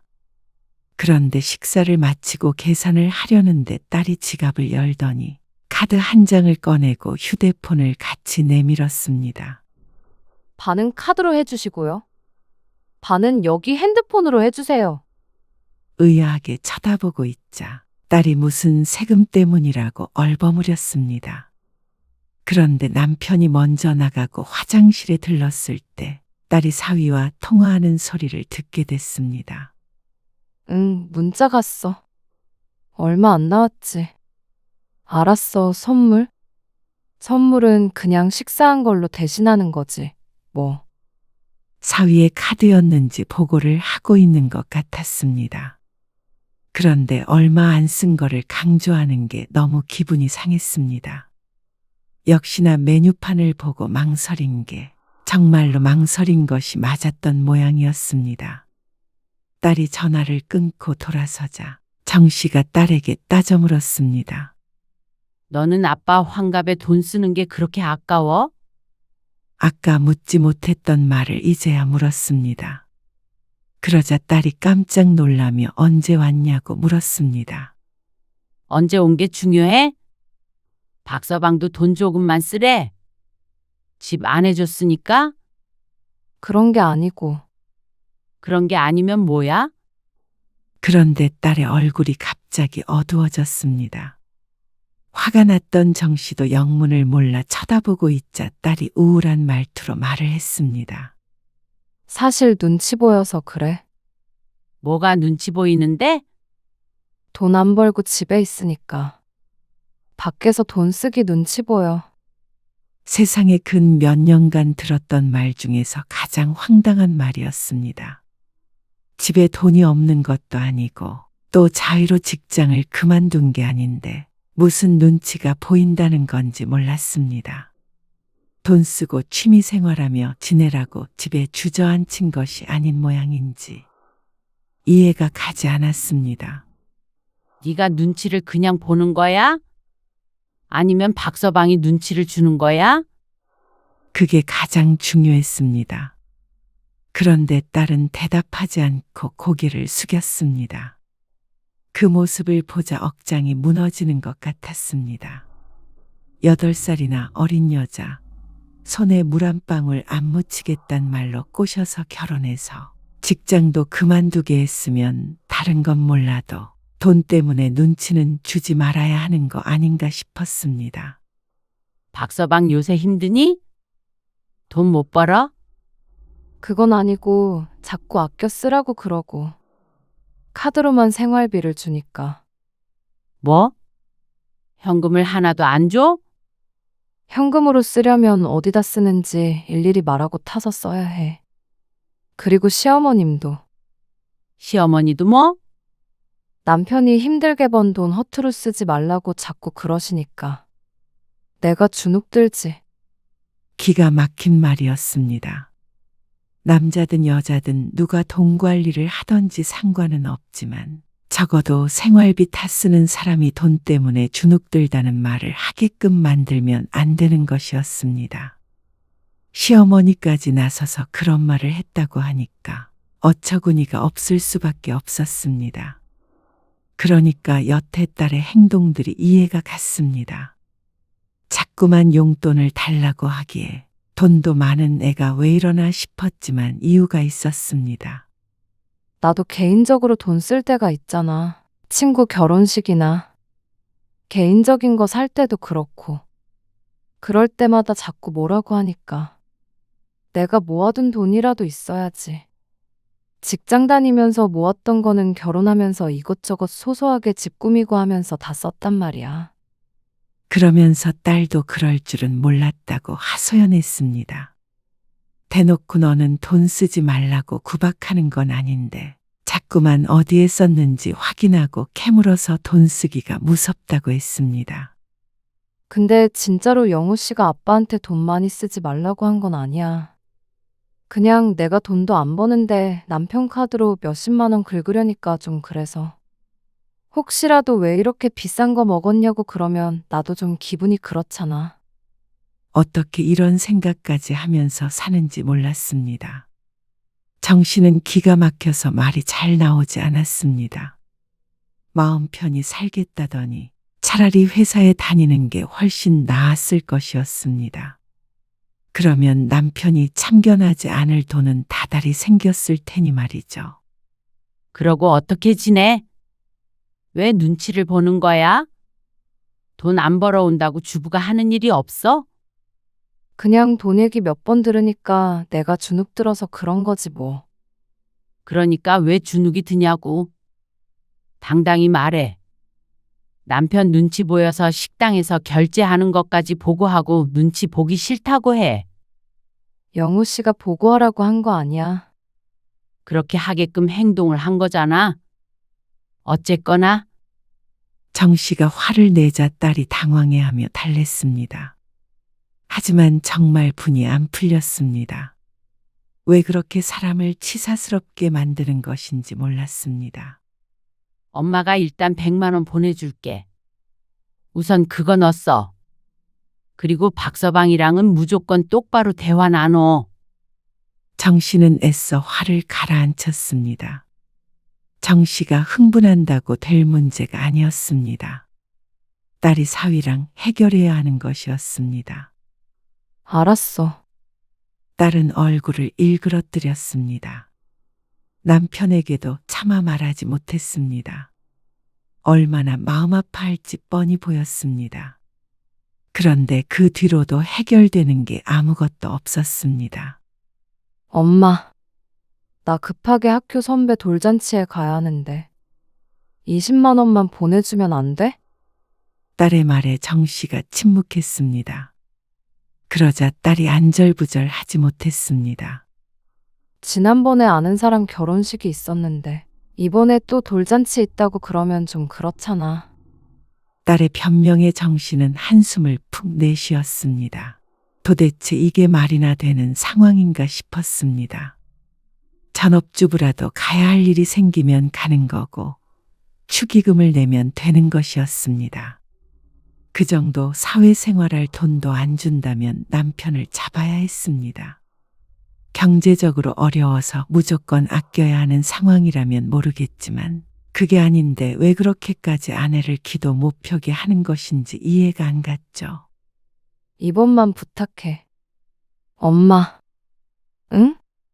딸도 오죽했으면 또다시 이런 부탁을 하나 싶으니 어쩔 수가 없었습니다. 알았어. 보낼게. 전화를 끊고 정 씨는 20만 원이 아니라 50만 원을 보냈습니다. 정 씨도 돈이 넘쳐나서 그러는 것이 아니었습니다. 그냥 내가 쓸 용돈 딸에게 나눠준다는 생각이었습니다. 이 돈을 왜 정 씨가 줘야 하는지는 몰랐습니다. 결혼했으면 이제 보호자는 부모가 아니라 남편이 되는 것인데 말이죠. 그런데 그것조차도 끝이 아니었습니다. 엄마. 나 용돈 좀 줘. 딸은 이미 다 들킨 마당에 거리낄 게 없는 것 같았습니다. 매달 한두 번씩은 꼭 전화를 해서 돈을 타갔습니다. 시집간 딸을 아직까지도 키우고 있는 것 같은 기분이었습니다. 너 그럴 거면 차라리 다시 취업을 해. 어? 답답한 마음에 딸에게 말했지만 소용없었습니다. 그러면 애기 안 가질 거냐고 시어머니가 엄청 뭐라고 하실걸. 너 거기에 애 낳으러 갔니? 왜 그런 취급을 받고 살아? 바보야? 내가 너 그러라고 결혼시켰어? 정 씨도 자꾸만 화를 안 낼 수가 없었습니다. 어느 친정엄마가 딸이 이러는데 태평하게 있을 수 있을까요? 이제는 딸이 연락만 해도 한숨부터 나왔습니다. 나도 그러겠다고 안 해본 줄 알아? 근데 영호 씨가 너무 싫어하는데 어떡해. 생활비 부족하면 말하라고 하는데 돈 쓸 때마다 눈치 보는 내 심정을 엄마가 알아? 딸도 답답했는지 정 씨에게 언성을 높였습니다. 하지만 언성을 높일 사람이 잘못되었습니다. 정 씨에게 이럴 게 아니라 남편에게 따져야 했습니다. 너 박서방한테 말 못하면 엄마가 전화해? 아니, 전화를 왜 해? 내가 애야? 애가 아닌데 왜 자꾸 용돈을 달라고 그러냐고. 엄마가 엄마잖아. 친정엄마가 용돈 좀 못 줘? 돈 버는 남편이 살림하는 아내 용돈 좀 못 줘? 생활비와 용돈은 별개야. 전업주부라도 당당하게 말할 수 있어야지. 돈 한 푼 마음대로 못 쓰고 어떻게 사니? 그러자 딸이 말이 없었습니다. 정 씨도 딸에게 이렇게까지 이야기하고 싶지 않았습니다. 안쓰러워서 몇만 원이라도 더 주고 싶은 심정이었습니다. 그런데 그걸로 해결이 되는 게 아니었습니다. 언제까지 개인적으로 용돈을 주며 살까요? 1년, 10년? 말도 안 되는 것이었습니다. 그래서? 엄마는 이제 나 안 도와주겠다는 거야? 딸의 물음에 정 씨는 깊은 숨을 들이쉬고 말했습니다. 도와주고 싶어. 하지만 이런 식으로는 안 돼. 이제부터 용돈 못 줘. 진짜 엄마 너무한 거 아니야? 내가 엄마 아니면 누구한테 이런 말을 해? 그 말에 심장이 철렁했지만 그런다고 또다시 돈을 줬다가는 한도 끝도 없었습니다. 너무해도 어쩔 수 없어. 엄마는 이제 너한테 한 푼도 안 줄 거야. 나도 이제 전화 안 해. 그러고 전화가 끊어졌습니다. 이제 지지든 볶든 저들끼리 알아서 하겠거니 생각했습니다. 실제로 일주일 넘게 전화 한 통 오지 않았죠. 그런데 한 열흘째 되던 날 저녁에 딸이 집으로 찾아왔습니다. 갑자기 웬일이야? 박서방은? 남편이 고개를 쭉 빼며 딸의 뒤편을 두리번거렸습니다. 나 혼자 왔어. 딸이 거실 바닥에 앉더니 말했습니다. 엄마, 아빠, 차라리 나 목돈을 좀 줘. 뭐? 용돈 10만 원, 20만 원 찔끔찔끔 주는 게 아니라 5천만 원, 아니다. 나 결혼시키면 보태주려고 했던 돈 나한테 주면 되잖아. 그러면 내가 이렇게 안 살아도 되는 거잖아. 딸의 말에 남편이 놀란 눈을 했습니다. 이게 도대체 무슨 말이야? 정 씨가 한숨을 쉬면서 대충 설명을 하자 역시나 남편도 노발대발했습니다. 이런 날강도 같은 놈이 다 있어. 좀처럼 남 욕을 하지 않는 남편도 사위더러 이놈 저놈 하면서 분노했습니다. 하지만 그렇다고 돈을 주겠다고 하진 않았습니다. 정 씨도 같은 생각이었습니다. 차라리 결혼할 당시에 그렇게 말했다면 모르겠지만 이 상황에 딸에게 돈을 준들 뭐가 달라지나 싶었습니다. 맨몸으로 결혼해서 이런 거 같아. 혼수 그 정도 했으면 맨몸도 아니야. 엄마는 더 돈 못 주니까 네가 알아서 해. 정 씨는 딸에게 차갑게 말했습니다. 머리끄댕이를 잡든 뭘 하든 네 남편이랑 해결을 봐야지. 왜 엄마 아빠한테 돈을 달라고 그래? 시집에서 집도 받고 남편 돈 타서 쓰니까 그런 거잖아. 그거 전부 다 네가 원한 거잖아. 정 씨가 그렇게 말릴 때는 귓등으로도 안 듣더니 결국 돈 안 주는 부모 탓으로 돌리려나 싶었습니다. 정 씨는 딸을 집에서 내쫓아 버렸습니다. 한 푼도 못 준다고 했지? 정 씨는 속으로 생각했습니다. 딸에게 지원해 주려고 했던 돈도 나중에 주게 되더라도 딸이 사위와 단판을 지은 뒤여야 했습니다. 그렇지 않고 몰래 돈만 숨겨놓고 쓰면 부부 사이가 무슨 의미가 있을까요? 나중에 그게 더 탈이 날 수도 있었고 말이죠. 딸은 쫓겨난 것에 충격을 받았는지 한동안 연락이 없었습니다. 그런데 어느 날 안사돈에게서 전화가 왔습니다. 내 참 세상 그렇게 독한 애는 처음 봤어요. 우리가 있는데도 남편한테 눈 동그랗게 뜨고 제가 뭐라고 하면 시집살이라고 난리를 칠 거고 사돈께서 따끔하게 혼 좀 내주셔야겠네요. 이런 황당한 전화는 처음 받아봤습니다. 교양 있는 척은 혼자 다 하지만 어떻게 이런 일로 사돈에게 전화를 걸 수 있는지 이해가 안 갔습니다. 저는 그런 건 모르겠고 애들이 알아서 하겠죠? 결혼한 자식 부부 문제를 가지고 제가 어떻게 끼어드나요? 그러니까 시어머니인 당신도 끼어들지 말라는 말이었습니다. 안사돈은 기막혀하며 전화를 끊었습니다. 그런데 정 씨는 기분 나쁜 전화를 받고도 어쩐지 웃음이 났습니다. 둘이서 지지고 볶고 알아서 하라고 했더니 정말로 따지긴 한 모양이었습니다. 그러다가 며칠 뒤 딸에게서 연락이 왔습니다. 엄마, 아빠, 설에 우리 안 내려갈 테니까 해외여행 한번 다녀와. 뭐? 무슨 소리야 갑자기?